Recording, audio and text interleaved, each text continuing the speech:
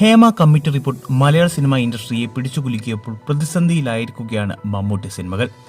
മലയാളത്തിലെ മുൻനിര താരങ്ങൾക്കെതിരെ ഗുരുതര ആരോപണങ്ങൾ വന്നിട്ടും മമ്മൂട്ടിയെ പോലുള്ളവർ പ്രതികരിക്കുന്നില്ല എന്നതാണ് പ്രധാന പ്രശ്നം. ഒപ്പം മമ്മൂട്ടിയും പവർ ഗ്രൂപ്പിലെ പ്രധാനിയാണെന്നും ആരോപണം വന്നിട്ടുണ്ട്.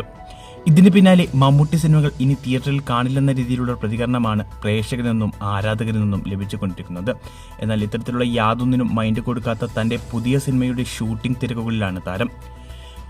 വമ്പൻ താരനിരയിൽ ഗൗതം വാസുദേവ് മേനോൻ സംവിധാനം ചെയ്യുന്ന ത്രില്ലർ ചിത്രത്തിലാണ് മമ്മൂക്ക ഇപ്പോൾ അഭിനയിച്ചുകൊണ്ടിരിക്കുന്നത്.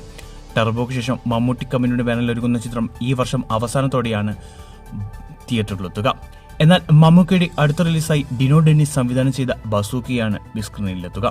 ചിത്രത്തിൻ്റെതായി ഇതിനോടകം പുറത്തിറങ്ങിയ പോസ്റ്ററുകളും ടീസറും പ്രതീക്ഷ നൽകുന്നതായിരുന്നു.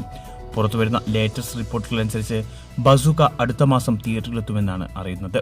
എന്നാൽ അപ്പോഴേക്കും നിലവിൽ മലയാള സിനിമയിലുള്ള അനിശ്ചിതത്വം മാറിയില്ലെങ്കിൽ വലിയ സാമ്പത്തിക നഷ്ടമാവും ബിഗ് ബഡ്ജറ്റിൽ ഒരുക്കിയ ബസൂക്കയ്ക്ക് ഉണ്ടാവുക. ഇതേക്കുറിച്ചുള്ള നിങ്ങളുടെ അഭിപ്രായം കമൻറ്റ് ചെയ്യൂ.